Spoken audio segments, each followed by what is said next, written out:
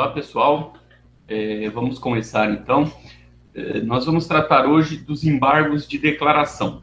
Eu vou apresentar para vocês os slides para facilitar a compreensão, acompanhamento, e vocês fiquem tranquilos que depois eu disponibilizo esses slides para vocês, tá? Que fica mais fácil ainda.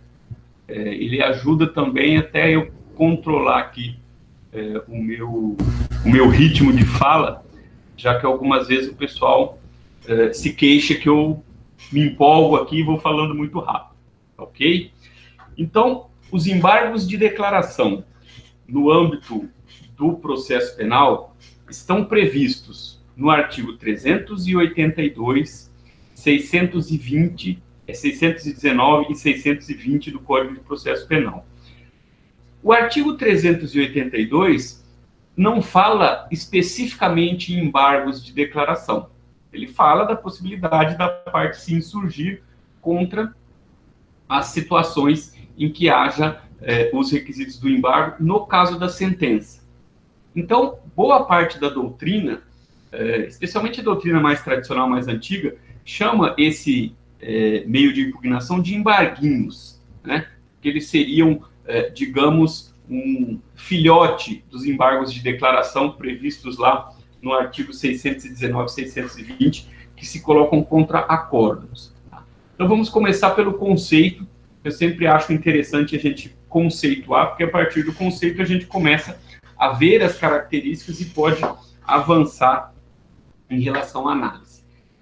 Para a Ada Pellegrini Grinover, o Antônio Magalhães Gomes Filho e o Antônio Escarance Fernandes, num livro chamado Recursos em Matéria Criminal, os embargos de declaração são meio voluntário de impugnar decisões utilizado antes da preclusão e na mesma relação jurídica processual, apto a propiciar o esclarecimento ou a integração da decisão. Então, vocês podem ver que esse conceito, na primeira parte dele, ele não traz novidades para a gente, né? Meio voluntário de impugnar decisões utilizado antes da preclusão na mesma relação jurídico-processual é basicamente o conceito deles de recurso, certo? Então, é necessário que ele seja voluntário, que quem tenha interesse o apresente, ele serve para impugnar uma decisão, ele necessariamente é utilizado antes da preclusão e é uma continuidade da relação processual, é uma dilação da relação processual. Até aqui, dentro de tudo que a gente já falou a respeito de recurso. Com uma pequena alteração daqui em diante, apto a propiciar o esclarecimento ou a integração da decisão. Naquele conceito, nos conceitos anteriores, especificamente no conceito de recurso, que eu passei para vocês, nós teríamos aqui apto a propiciar a alteração, né, a reforma parcial ou total, ou a invalidação da decisão. Aqui, esclarecimento ou integração, ou seja, nós já temos uma diferença que é aquilo que caracteriza os embargos de declaração. Então, os embargos não servem para mudar uma decisão, em que pese o fato de, em determinadas hipóteses, ele se prestar a isso, mas nós vamos ver lá na frente. Mas como categoria jurídica, ele se presta a esclarecer a decisão ou a integrar a esta decisão algo que deveria estar contido nela e que por um problema qualquer não está, certo? Então vamos avançar agora, vendo quais são os requisitos para que esse meio de impugnação seja apresentado. Primeira coisa, os embargos são respondidos, são resolvidos pela própria autoridade prolatora da decisão. Então, quando se diz lá esclarecimento ou integração da decisão, já se traz a ideia de que é quem proferiu a decisão que deve esclarecê-la ou que deve integrar a ela algo que lá deveria estar e que, de fato, não está. Então, esta é a ideia dos embargos. A base disso tudo é, primeiro, permitir que o prolator da decisão a torne mais clara, a torne mais completa, para que a parte possa efetivamente exercer o seu direito a um outro recurso para uma autoridade superior, para efetivamente exercer o duplo grau de jurisdição, tá certo? Evitando, por exemplo, que por conta de uma obscuridade haja uma interpretação equivocada, ou por conta de uma ambiguidade, haja uma interpretação equivocada. Então, é uma forma de você devolver para a própria autoridade prolatora, para que ela, se entender que as razões dos embargos estão corretas, apresente aquilo de forma mais clara, mais certa e permita uma melhor compreensão. Dito isso, nós podemos dizer o seguinte: o pano de fundo, o que prevê o direito aos embargos em última análise, é a obrigatoriedade da motivação da decisão judicial, né? A decisão deve ser motivada para que a parte possa ou aceitá-la, se conformar com ela, ou não aceitando exercer o seu direito ao duplo grau de jurisdição. Mas ele precisa compreender adequadamente a decisão. Então, está dentro da lógica da necessária motivação da decisão. Então, motivação da decisão não é algo livre, não é algo aberto, é algo que importa em algumas regras, entre elas, uma decisão que seja clara, que seja direta, que seja completa. Então, vejam, quais são os vícios, se é que eu posso usar essa expressão, os pequenos defeitos, né, que permeiam uma decisão e que permitem que a parte apresente o embargo de declaração. Primeiro, obscuridade. A lei não traz uma definição, digamos, jurídica, né, desses termos. Ela só apresenta esses termos, tanto na lei do processo penal quanto no processo civil. Então, a identificação desses termos acaba se fazendo pela interpretação da expressão propriamente dita e pela construção que a jurisprudência e que a doutrina faz ao longo do tempo. Então, uma decisão que contenha obscuridade é uma decisão que traz incerteza, que não deixa absolutamente clara a decisão, que permite que haja qualquer dúvida a respeito daquela decisão. Por outro lado, a ambiguidade já é algo que indica a possibilidade de entendimento dúbio, que pode significar tanto uma coisa quanto outra, né?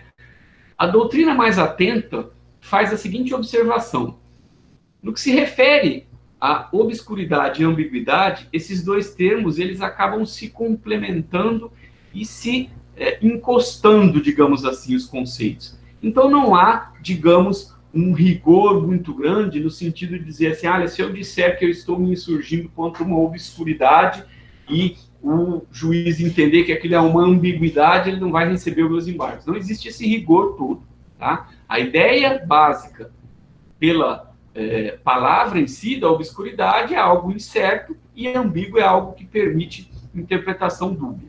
Ok? Então não precisa muito rigor em relação a isso. É ainda possível embargar uma decisão que apresente uma contradição, né? Nós falamos disso quando estudamos sentença. O juiz não pode fundamentar num sentido e depois, na parte dispositiva, apresentar um resultado em sentido diverso. Nós até dissemos que isso tem um apelido, quando se trata da sentença, é a sentença suicida, né? Aquela sentença em que o juiz fala, na parte da fundamentação, demonstrando toda a sua convicção a respeito da materialidade delitiva, da autoria delitiva, e lá, ao final, ele absolve o sujeito. Ou o contrário, né? Vamos imaginar que ele fale, por exemplo, na hora de fixar a pena, que todas as circunstâncias judiciais são favoráveis ao réu. E aí ele fixa a pena acima do mínimo legal. Ora, nós sabemos que as circunstâncias judiciais, previstas no artigo 59 do Código Penal, são aquelas que permitem que o juiz, se entender que elas são desfavoráveis e se justificar porque ele entende que elas são desfavoráveis, fixe a pena base acima do mínimo. Se elas são todas favoráveis, a pena tem que ser fixada inicialmente no mínimo e aí depois se aplicar o sistema trifásico.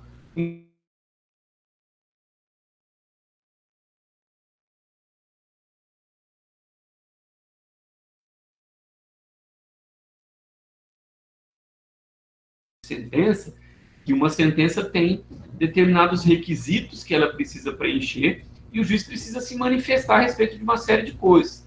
Então, se ele fixa uma pena privativa de liberdade, ele tem que dizer qual é o regime inicial de cumprimento. Se ele não diz, ele está omitindo. Ele tem que se manifestar a respeito da situação da liberdade do réu. Se o réu estando preso preventivamente, se ele continua preso, se ele não estando preso, se ele deve ser preso preventivamente, porque ele entende que há uma situação, né? Então, são requisitos para que a sentença seja válida, para que as partes possam efetivamente aceitar aquela sentença ou não aceitar. Eu estou falando aqui de sentença e aproveito para dizer o seguinte: no Código de Processo Penal, artigo 382 fala de sentença, 619 e 620 falam de acórdão. Por isso, parte da doutrina entende que só cabe os embargos nestas duas hipóteses, e uma outra boa parte da doutrina, incluindo esse que eu coloquei para vocês, que conceituam um recurso, assim como Auri Lopes Júnior, entende que cabe embargos de declaração contra qualquer decisão, inclusive contra decisões interlocutórias. Até mesmo para efeito de economia processual. Porque o juiz pode, ao integrar a decisão, ao suprir uma omissão, ao esclarecer uma obscuridade ou uma ambiguidade, evitar um recurso, né? Pode haver uma economia no que diz respeito ao trâmite processual. Então, existe também essa posição. No que respeita à jurisprudência, não dá para dizer que haja uma posição firmada a respeito disso. Isso decorre de algo que eu reputo ruim para o processo penal, que é o fato de que os tribunais aceitam a utilização do habeas corpus como substituto recursal. Nós temos diversas situações no Código de Processo Penal que não há previsão de recurso, especialmente as situações em que não há recurso favorável à defesa. Então, para dar um exemplo para vocês, rejeição de denúncia, cabe recurso em sentido estrito. Recebimento da denúncia não cabe recurso, né? Então, a mesma decisão beneficiando a acusação não cabe recurso, beneficiando a defesa cabe recurso. Então, nesse caso, o que se faz? Utiliza-se o habeas corpus como substituto recursal. Nós sabemos, né, que o habeas corpus tem por finalidade amparar o direito de locomoção, o direito de ir e vir. Como no processo crime, sempre que houver uma ameaça de pena privativa de liberdade, em última análise pode haver ofensa ao direito de ir e vir, então os tribunais tendem a aceitar o habeas corpus como substituto recursal. Não é o ideal. Por quê? Porque o habeas corpus é uma cognição diferente, é uma ação autônoma, não é naquela mesma relação processual como nós vimos no começo, e tem algumas outras limitações que a gente vai estudar mais à frente. Mas, enfim, o que interessa aqui é dizer que não há certeza a respeito do cabimento ou não dos embargos de declaração em face de decisão interlocutória. Mas, Renato, e na prática, como fica? Olha, não há qualquer impedimento de você apresentar os embargos, e se eles não surtirem efeito, não forem recebidos, não forem apreciados, você pode fazer o HC. Se o HC tem a desvantagem de ser uma ação autônoma e ter as suas limitações próprias do Instituto, por outro lado, ele tem a vantagem de não se vincular a prazo, né? Você não tem um prazo para fazer o HC. O HC pode ser feito enquanto perdurar a ilegalidade que você coloca como base do seu pedido. Então, essa é a vantagem desse meio como substituto. Nem tudo é ruim nisso. Com relação ainda aos requisitos, a Lei 9.099 troca, né, a expressão ambiguidade por dúvida.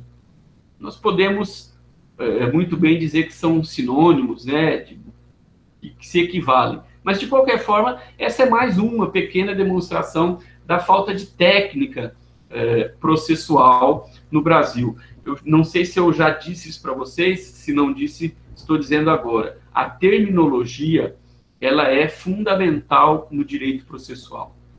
As palavras têm sentido, têm significado no direito processual. Então, o uso de sinônimos nem sempre é uma boa ideia, porque isso pode trazer dúvida, né? No caso específico disso aqui, como trocou uma palavra por outra, manteve todas as outras, não tem grande discussão. Mas vocês conhecem bem os juristas e sabem muito bem que uma troca dessa pode gerar, né, um monte de teses e teorias da conspiração, dizendo que o legislador quis dizer isso, ou quis dizer aquilo, que mudou o sentido, que não vale mais isso, que não vale mais aquilo, né? Então, eu sempre me lembro de uma passagem do Norberto Bobbio, que dizia o seguinte, que no direito é muito comum que as pessoas usem a mesma palavra para designar coisas diferentes e utilizem palavras diferentes para designar a mesma coisa, né? Talvez esse apego à linguagem, que é o principal instrumento do direito, provoque esse tipo de situação, né? No que diz respeito ao direito processual, quanto mais claro, quanto mais objetivo e quanto mais coerente na utilização da terminologia, melhor será o resultado. Seguindo, eu coloquei para vocês, então, a hipótese de obscuridade, de ambiguidade, de contradição e de omissão. Isso está no Código do Processo Penal, está no Código do Processo Civil, na Lei 9.099, a única mudança aí é tira a ambiguidade e coloca a dúvida. Então, essas são as hipóteses clássicas dos embargos de declaração.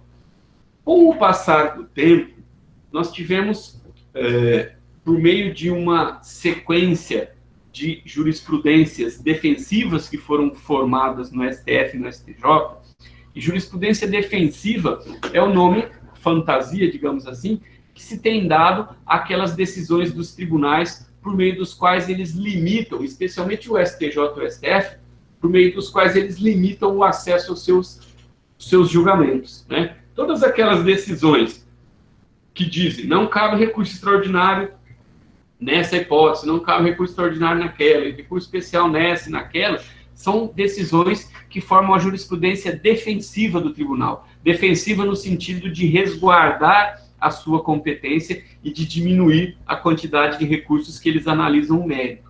Então, tanto o STF quanto o STJ formaram essa jurisprudência e simularam esses posicionamentos no seguinte sentido: STF, o ponto omisso da decisão, sobre o qual não foram opostos embargos declaratórios, não pode ser objeto do recurso extraordinário por faltar o requisito do pré-questionamento.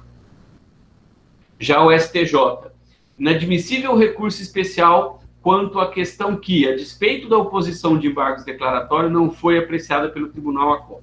Aqui o sentido é o seguinte: a regra geral é que para você chegar aos tribunais superiores, STF via recurso extraordinário, STJ via recurso especial, você necessariamente deve esgotar as vias ordinárias de recurso, né? Você não pode deixar passar um recurso e chegar até o STF.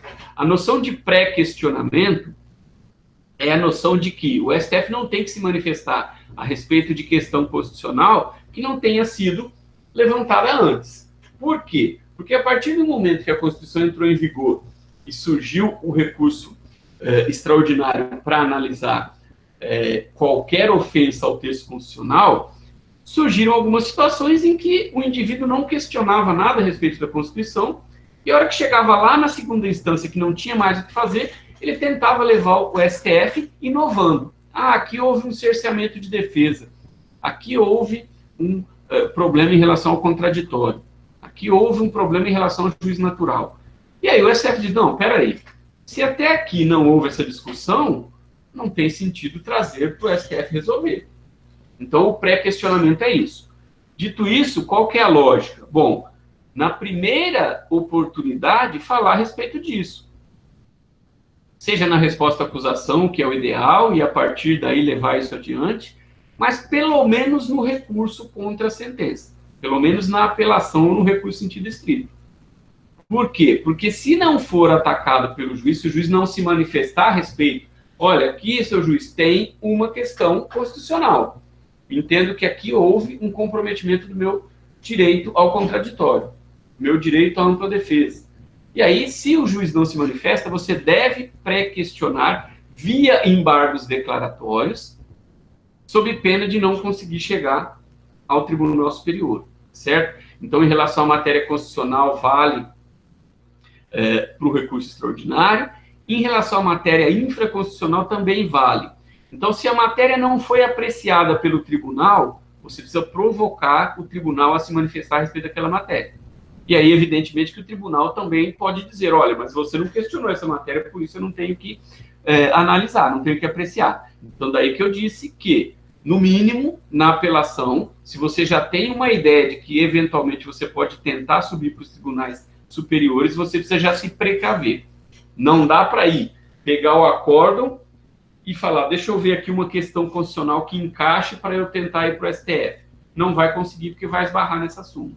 Certo? Então, a ideia é, além daquelas questões lá, você vai sempre incluir na omissão uma norma constitucional ou infralegal sobre a qual o tribunal não tenha se manifestado. A respeito disso, há uma informação interessante. Nós temos um Código de Processo Civil de 2015, né, que as pessoas ainda continuam chamando de novo CPC, né? Vamos ver até quando ele vai ser novo, né? Hoje em dia as pessoas deixam de ser novas bem cedo. Então, acho que o código em breve vai deixar de ser o novo CPC e vai passar a ser só CPC. Por enquanto, para a maioria das pessoas, ele ainda é o novo CPC. Eu já falei isso para vocês quando nós falamos de sentença. Vou repetir agora. O novo CPC trouxe um aprimoramento bastante interessante no que diz respeito à fundamentação da sentença. Artigo 489 do Código de Processo Civil estabelece, no seu parágrafo 1º, vejam só, eu vou ler o texto para vocês. Não se considera fundamentada qualquer decisão judicial, seja ela interlocutória, sentença ou acórdão, que 1. Se limitar à indicação, à reprodução, à paráfrase de ato normativo, sem explicar sua relação com a causa ou a questão decidida. Ou seja, menciona lá o dispositivo, mas não faz realmente a fundamentação dizendo por que aquele dispositivo se aplica àquele caso específico. 2. Empregar conceitos jurídicos indeterminados, indúbio pro società, indúbio pro réu. Né? São conceitos que precisam ser esclarecidos. Por que desse conceito? O que ele tem a ver com essa situação? Né? Sem explicar o motivo concreto de sua incidência no caso. Invocar motivos que se prestariam a justificar qualquer decisão, né? Ou seja, se apresenta lá um motivo como se fosse uma panaceia que serve para qualquer decisão final. 4. Não enfrentar todos os argumentos deduzidos no processo capazes de, em tese, infirmar a conclusão adotada pelo julgador. Isso aqui é fundamental. Artigo 489, parágrafo 1º, inciso 4 do Código de Processo Civil. Isso aqui esclarece uma dúvida que fica na cabeça de muita gente. O juiz é obrigado a falar a respeito de cada uma das teses apresentadas pelo réu ou pela acusação? Não. Ele precisa afastar as teses, seja diretamente, questionando diretamente a tese, ou seja, pela inteligência lógica do raciocínio dele. Se eu réu, apresento uma tese de legítima defesa, e o juiz fala do meu dolo, mas não fala especificamente da legítima defesa, mas fala por que ele entende que eu agi dolosamente querendo o resultado, ele está afastando indiretamente a minha legítima defesa. Porque não é possível que você tenha dolo de provocar a lesão e, ao mesmo tempo, tenha agido em legítima defesa. Porque o objetivo da legítima defesa é evitar a agressão atual ou iminente. Então, se o juiz diz lá que entende que você agiu por motivo fútil, por motivo torpe, porque você tinha raiva da vítima, porque você queria lesionar a vítima, obviamente ele está dizendo que não aceita a sua tese de legítima defesa. Mas ele está fazendo o contraponto. Então, se eu quiser afirmar minha tese de legítima defesa, eu vou ter que ir lá e destruir a tese dele de que eu agi por motivo fútil, que eu tinha raiva, eu vou ter que colocar naquela história a comprovação de que eu agi única e exclusivamente porque eu queria evitar uma agressão atual ou iminente. Então, percebem a diferença? Daqui o dispositivo falar não enfrentar todos os argumentos deduzidos do processo capazes de, em tese, infirmar a conclusão adotada pelo julgador. Então, vejam, o julgador ele tem que apresentar a oposição às teses apresentadas não necessariamente falando sobre cada uma das teses, a não ser que ele tenha que, para afirmar a tese dele, afastar cada uma das teses. Então, é mais ou menos lógico que eu digo o seguinte: se a tese da defesa é pela absolvição, o juiz vai ter que afastar essa tese, seja diretamente, seja indiretamente. O que ele não pode é simplesmente ignorar uma linha de defesa e não falar nada a respeito disso, porque aí a decisão é omissa. Por quê? Porque ele não se manifestou a respeito de uma tese que pode infirmar a decisão dele, que pode fazer a decisão dele ruir. Então, essa é a lógica desse inciso 4, importantíssimo do artigo 489, parágrafo 1º do CPC. Depois ainda, o número 5. Se limitar a invocar precedente ou enunciado de súmula sem identificar seus fundamentos determinantes, nem demonstrar que o caso sob julgamento se ajusta àqueles fundamentos. Essa é uma prática muito comum na prática forense, na advocacia, até mesmo nas decisões. Ou seja, o ator ali do processo, via de regra, se vale de precedentes jurisprudenciais, de súmulas, né, de enunciados. Isso precisa estar clara a aplicabilidade. Né? Nem tudo encaixa como uma luva. E digo mais, principalmente quando se trata de jurisprudência, aquela ementa inicial muitas vezes não esclarece, né, o caso específico. Eu vou dar um exemplo aqui para vocês a respeito de uma situação assim. Nós vemos comumente na doutrina a seguinte afirmação: o Supremo Tribunal Federal validou a citação por hora certa no processo penal. Disse que a citação por hora certa é válida no processo penal. Isso está certo? Está certo. Só que tem um detalhe. Se a gente pegar a decisão do Supremo que é utilizada para afirmar isso, a decisão é muito clara, dizendo que o artigo 362 tem que ser cumprido rigorosamente para que aquilo valha. Então, na verdade, aquela decisão diz: o artigo 362, da forma como ele foi feito, se for cumprido rigorosamente, aquela citação é válida. Então, assim, não é simplesmente citação por hora certa, ponto final. Não, porque a lei processual penal trouxe requisitos para citação por hora certa. Então, o que o Supremo disse é que a forma como o Código de Processo Penal tratou da citação por hora certa se adequa à obrigatoriedade de citação do processo penal. Percebem que tem alguma coisa meio nebulosa nisso? Não é simplesmente trazer lá e dizer assim: olha, a citação por hora certa é válida porque o Supremo disse que é válida, ponto final. Nós precisamos ver essa decisão, se essa decisão de fato se adequa. Aí vem lá uma citação por hora certa feita nas coxas, como diz o ditado popular, e aí ela não vai valer. Porque o Supremo não diz que de qualquer forma vale. Ele diz que desde que seja cumprido fielmente o que está na lei. Então é esse o sentido. Certo? E por fim, deixar de seguir enunciado de súmula, jurisprudência ou precedente invocado pela parte, sem demonstrar a existência de distinção do caso em julgamento ou a superação do entendimento. Esse aqui é o outro lado da moeda. Eu apresento um argumento sumulado, eu apresento um precedente jurisprudencial firme, coerente, que tem a ver com aquele caso concreto, e o juiz ignora e decide em outro sentido e diz por que ele não entende que esse precedente se aplica. Tá? Então, o juiz tem a obrigação de afastar. Aqui vale para a tese. Né? Na verdade, o legislador ele foi muito minucioso. Né? Ele falou de texto legal, ele falou de tese e falou de enunciados e jurisprudência. Ou seja, ele destrinchou tudo para ficar muito claro que o juiz tem que passar por tudo isso. Certo?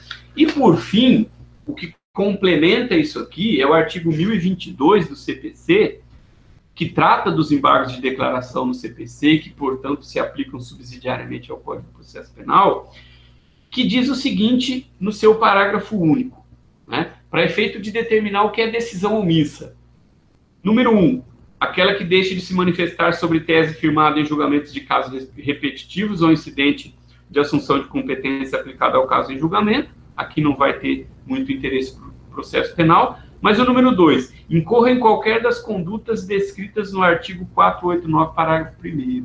Ou seja, todas aquelas obrigações que o juiz tem em relação ao afastamento das teses da defesa, esclarecimento do porquê da utilização do texto legal, e esclarecimento por que utilizar ou não utilizar um enunciado de súmula, uma jurisprudência, são expressamente colocados como omissão, certo? Então, a omissão é hoje o principal fator que permite o oferecimento de embargos de declaração.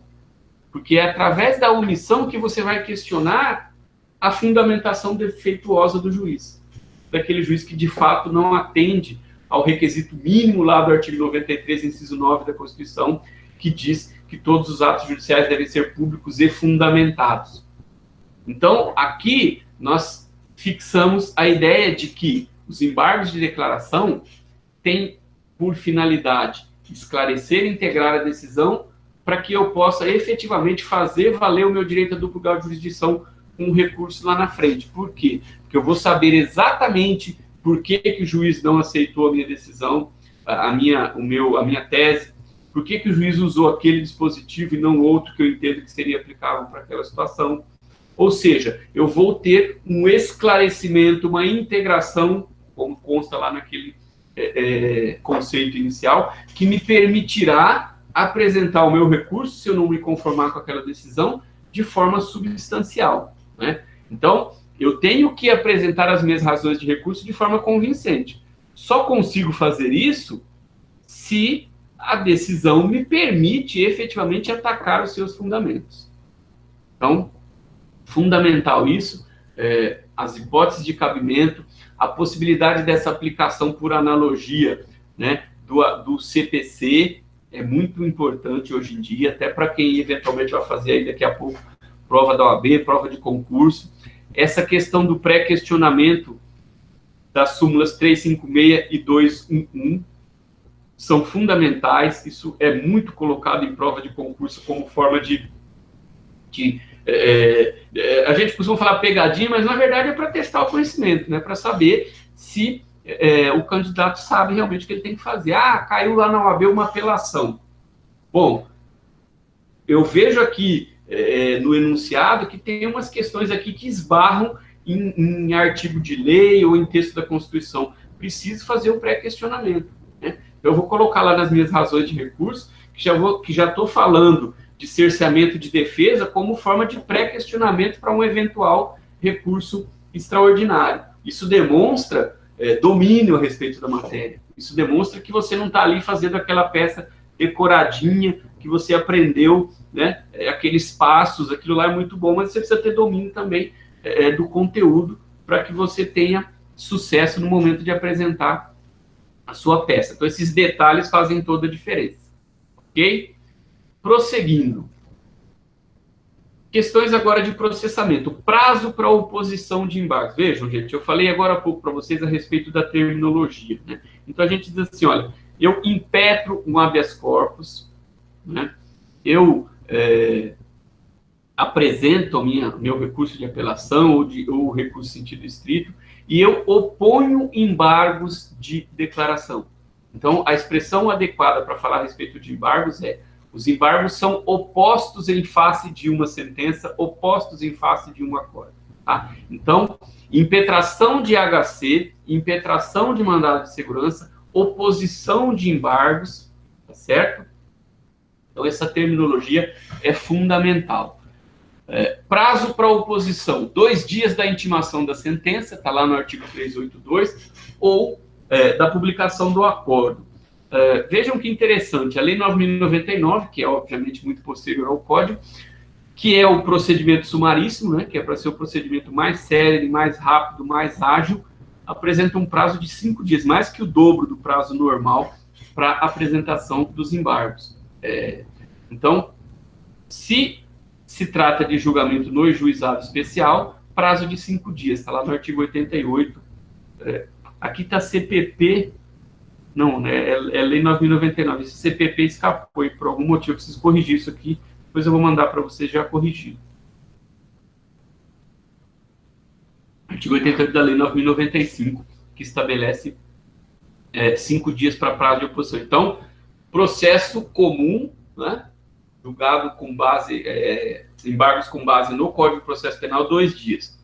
Com base na Lei 9.099, 5 dias. De quando começa a correr esse prazo? Da intimação, seja da sentença, seja do acordo. Se for em audiência, da intimação em audiência. Né? Ah, foi a audiência de instrução e julgamento, sentença e audiência. Saiu dali intimado.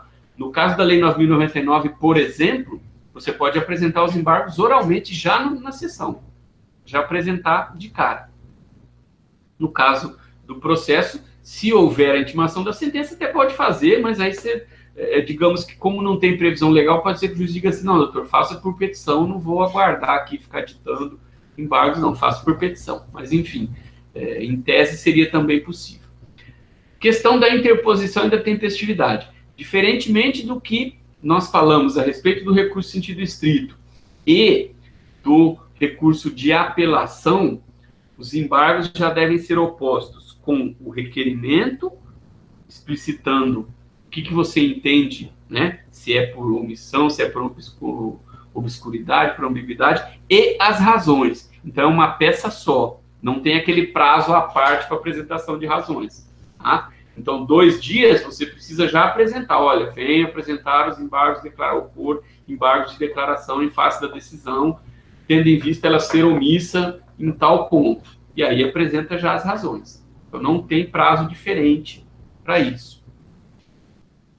Se for com base no Código de Processo Penal, via de regra, requerimento escrito acompanhado das razões. Se for com base na Lei 9.099, oralmente ou por petição com as razões. Né? Isso é também importante.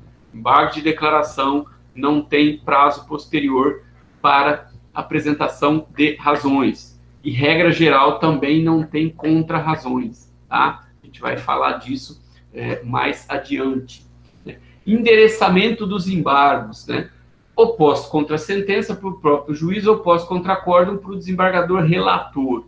Né? Hoje a gente tem aqui, o acórdão pode ser também para o juiz relator no caso das juntas do Juizado Especial Criminal, ou seja, quem redigiu a decisão. Porque é ele que precisa esclarecer, é ele que precisa integrar. Né? Então aqui não tem muita dúvida. Se você já tem em mente que os embargos de declaração servem para integrar ou para esclarecer uma decisão, é lógico que quem vai fazer isso é quem prolatou a decisão, quem colocou essa decisão no papel. Processamento. Não há manifestação da parte contrária. Por quê? Porque aqui você está fazendo o quê? Você está querendo entender a decisão. Você está querendo que a decisão seja completa porque ela é omissa. Então você não está questionando efetivamente a decisão. Né? Em tese, você não está questionando a decisão. Quando se trata de embargos declaratórios opostos contra acórdão, está previsto no artigo 620, parágrafo 2º, que o relator pode indeferir liminarmente. Essa questão do indeferimento liminar dos embargos é fundamental para que a gente tenha compreensão de uma sistemática que a gente vai traçar mais adiante. Então, como regra, eu estou falando a respeito de uma obscuridade na decisão. Não tem manifestação da parte contrária. É o juiz respondendo para você. Né? Entendo que não tem obscuridade porque está muito claro meu raciocínio. Ponto final. Respondeu para você. Se você continua achando que tem obscuridade, você recorra e vá lá apresentar suas razões para os tribunais. Essa é a lógica. Ok? Agora entramos naquela questão dos efeitos dos embargos. Bom, nós falamos até aqui que os embargos declaratórios não se prestam a modificar nem a anular a decisão. Eles se prestam a esclarecer ou a integrar a decisão. Então, é possível dizer que ele tem efeito regressivo, porque ele permite a análise pelo próprio prolator da decisão. Lembra lá que eu disse para vocês? Recurso em sentido estrito tem efeito regressivo. O juiz pode alterar a decisão dele e evitar, inclusive, que haja o recurso. Sentença, apelação, já não tem efeito regressivo. O juiz não pode mudar a decisão dele porque a parte apelou. Né? Então, aqui, vale a mesma lógica. O juiz, quando profere uma decisão, ele esgota a função jurisdicional dele em relação àquele caso. Então, vamos entender bem isso aqui. Uma coisa é o juiz sentenciar, apreciar o mérito da causa lá na frente, vocês estudaram um procedimento, vocês se lembram, fase postulatória, denúncia ou queixa, resposta à acusação, fase de produção de provas, instrução com produção de prova testemunhal, com interrogatório, com reconhecimento de pessoa e coisa, com perícia, com tudo mais. Fase de julgamento. As partes apresentam razões finais, o juiz sentencia. O juiz sentenciou, cumpriu a função dele no processo. Dali para frente, o juiz pode fazer, corrigir erro material. Escreveu o nome errado do réu na sentença. Ele pode corrigir, evidentemente, porque é um erro material. Ele não está mudando a decisão dele. Ou então, analisar embargos, tá? E fazer juízo de admissibilidade de recursos. Mas o juiz não pode alterar a decisão dele. Ele não pode dizer assim, de fato, você me convenceu que você não devia ser condenado, vou te absolver. Não pode fazer isso, esgotou a função jurisdicional. Isso vale também para os embargos. Tá? A regra geral é essa. Mas e se eu estou tratando, então, de uma decisão interlocutória? Para aqueles que entendem que cabe embargos de declaração contra a decisão interlocutória. O juiz também fica impedido? Em tese, sim. Por quê? Porque se você pediu para ouvir uma testemunha e o juiz disse não, ele não vai mudar isso aí. O que ele vai mudar? A não ser que seja um caso de recurso em sentido estrito, mas não embargos, porque os embargos não são para mudar a decisão. Os embargos são para você compreender a decisão. E se entende que cabe embargos, inclusive de decisão interlocutória, o recurso, na sequência, pode ser até um recurso em sentido estrito, não precisa ser necessariamente uma apelação, certo? Então, em regra, efeito regressivo e efeito suspensivo. Bom, o que o embargo provoca é a interrupção para o prazo de outro recurso. Então, vejam, contra a sentença ou contra acordo. Nós já sabemos que contra a sentença necessariamente cabe apelação e que contra acórdão vai caber recurso para os tribunais superiores. Então, já tem o recurso previsto. Mas Renato, isso aqui não fere aquela lógica de que não cabe dois recursos para uma mesma decisão? Não, por quê? Porque não são dois recursos. Os embargos declaratórios, eles servem justamente para que você tenha certeza a respeito daquele outro recurso. Então, esse prazo está interrompido.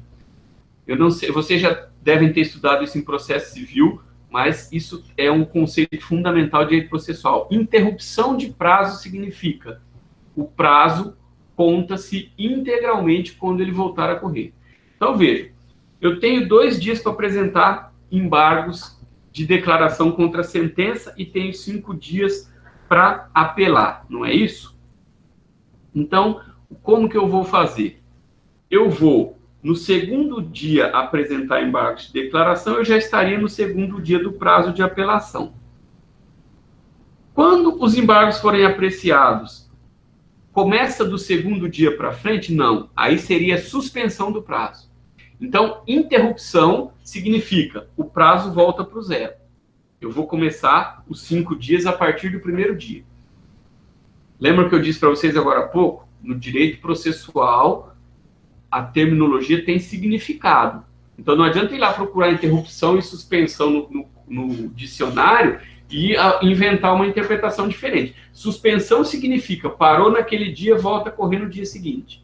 Né? Se fosse suspensão, como era na Lei 9.099 até ter sido alterado, né, ia te dizer o seguinte, olha, suspendeu no 4º dia, só tem mais um dia para apelação. Então, é interrupção. Apresentados embargos, interrompe-se o prazo para outro recurso, inclusive para a parte contrária. Isso é muito importante. Por quê? Porque a parte contrária pode ficar a ver navios nessa história.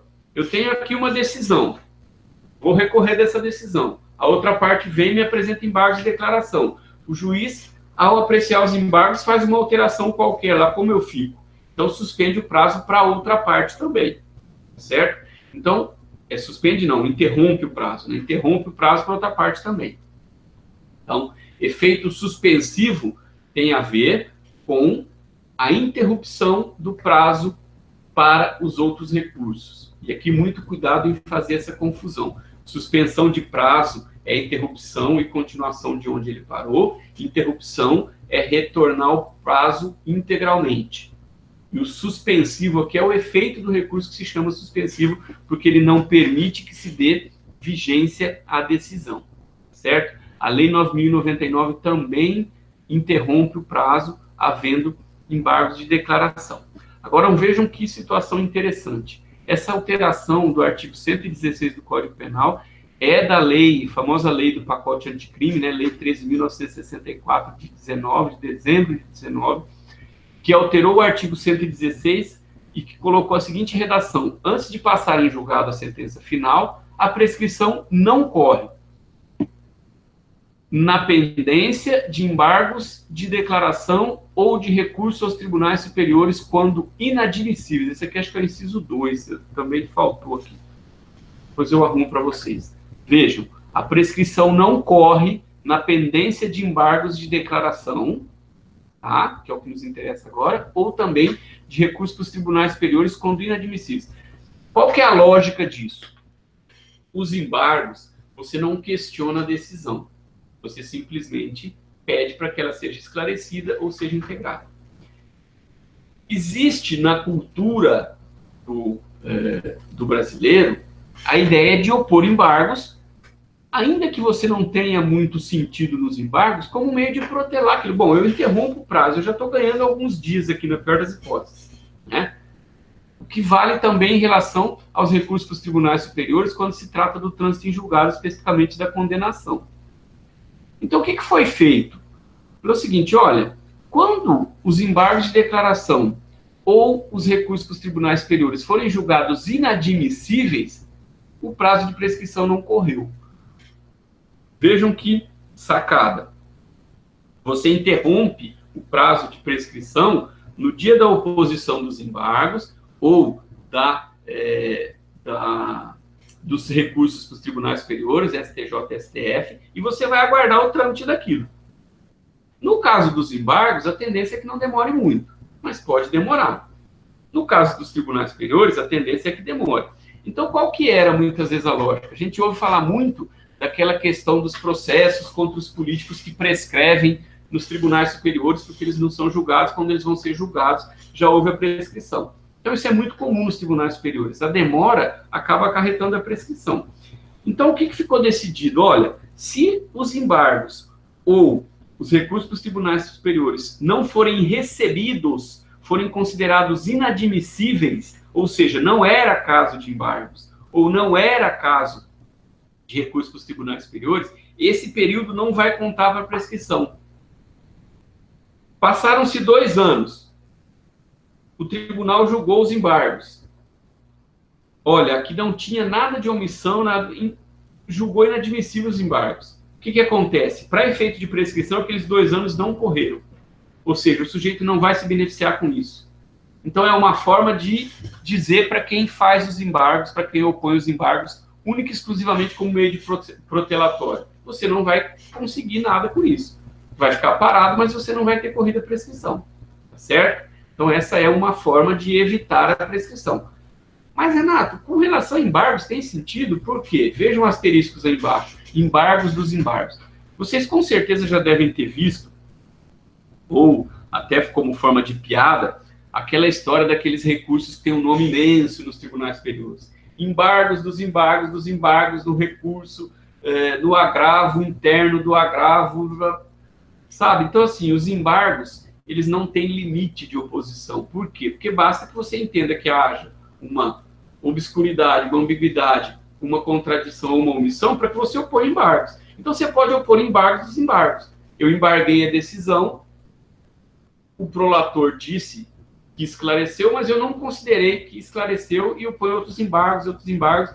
Então, essa possibilidade é que incluiu os embargos nos recursos para os tribunais superiores, né? Os recursos para os tribunais superiores, pela demora natural que existe mesmo no julgamento desses recursos.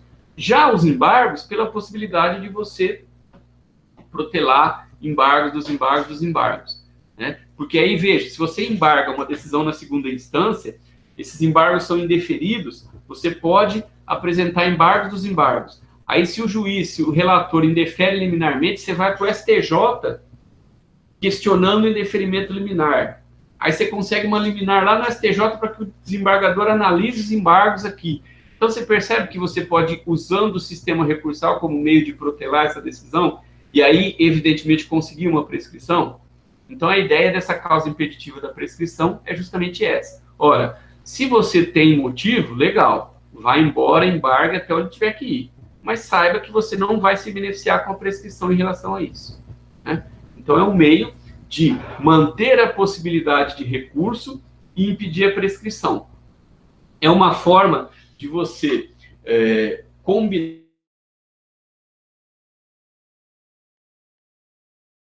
a ampla defesa, né, e a efetividade da prestação jurisdicional.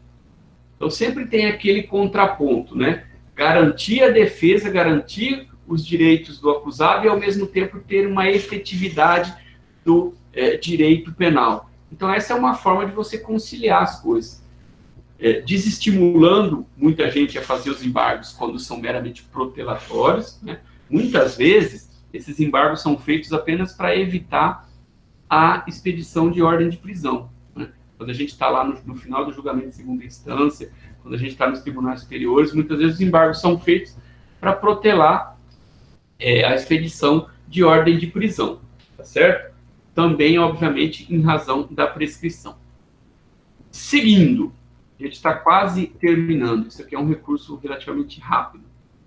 Bom, talvez a questão dos efeitos infringentes seja aquilo que possa causar um pouquinho de maior dificuldade em relação ao entendimento dos embargos.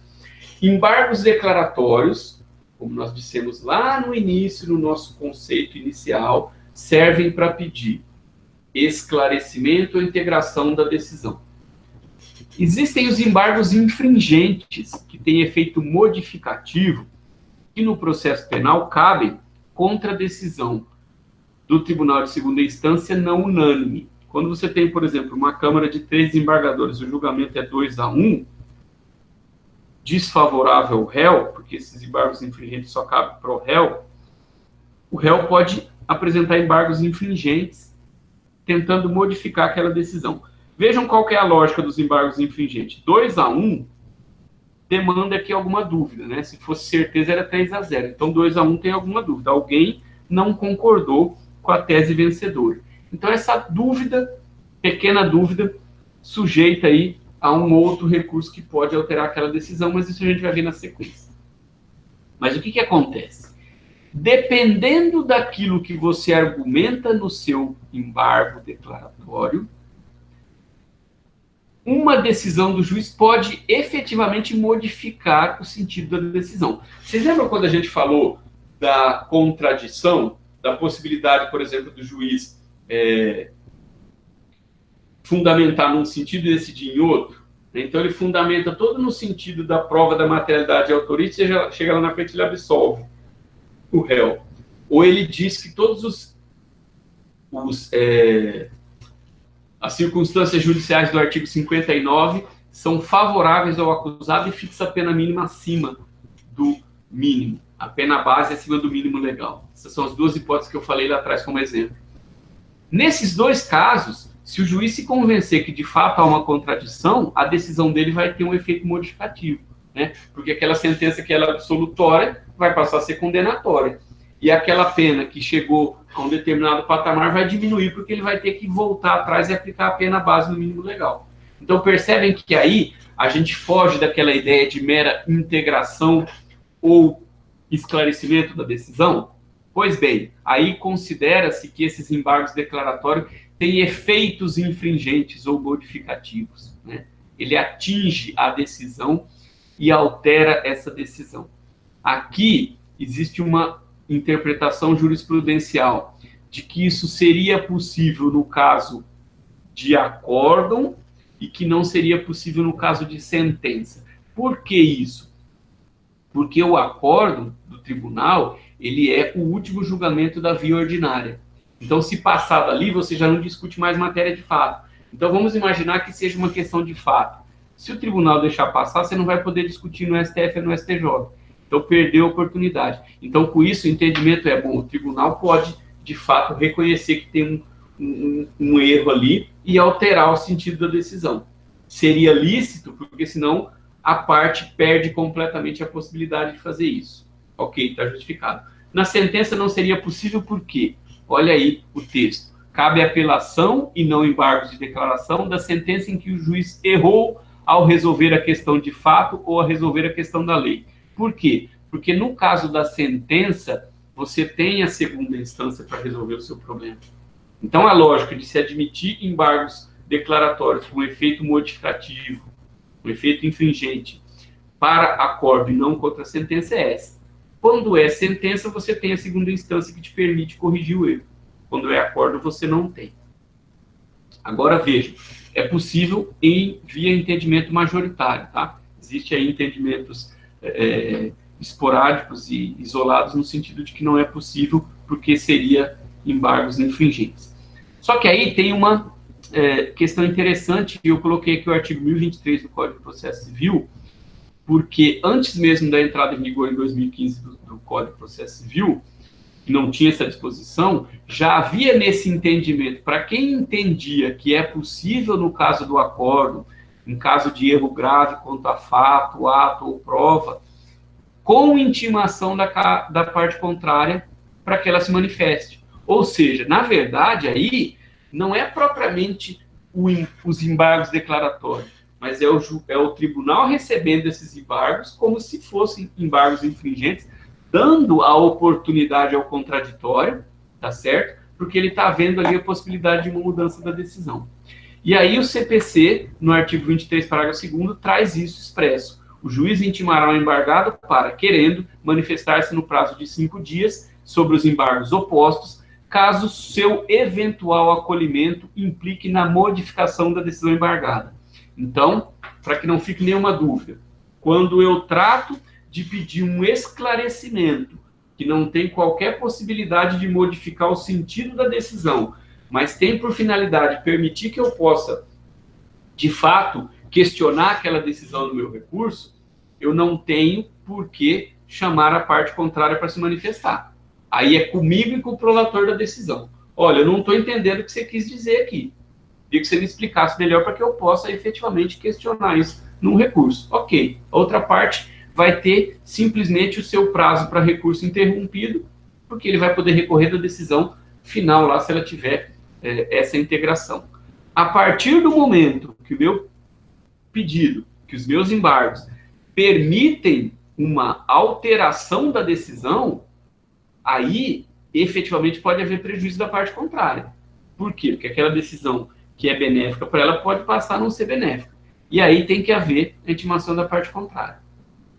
Então, resumindo, entendimento majoritário é que é possível, no acórdão, quando houver erro grave contra fato, ato ou prova e com intimação da parte contrária. Ou seja, o tribunal se toca que houve um erro efetivamente sério em relação àquilo ali, que vai causar um prejuízo, intima a parte contrária e decide, certo? Assim como diz o artigo hoje, o parágrafo 2º do artigo 1023 do CPC. E o entendimento que da sentença não é possível, porque contra a sentença sempre caberá apelação. Tá certo? Ah, mas eu não posso fazer os embargos para o juiz? Pode, só que o juiz vai dizer que não é caso. E se o juiz for contra o entendimento majoritário e disser e alterar o sentido com meus embargos? Aí vai caber outra parte e recorrer também. Ele poderia fazer embargos? Em tese, sim. Só que aí não teria sentido, né? Ficaria aquela mesma lógica do recurso sentido estrito. Uma parte recorre, o juiz muda o entendimento, a outra parte recorre para o próprio juiz? Não, aí não tem sentido, porque o juiz não pode ficar também brincando. Um vem e fala uma coisa, ele muda de ideia, o outro vem e fala de novo, ele muda novamente. Então, mudou uma vez, dali em diante é com o tribunal, tá? E a lógica do acórdão permitir é a possibilidade de você ter um prejuízo insanável por conta de não haver a possibilidade de discussão quanto a fato ou prova nos tribunais superiores, ok?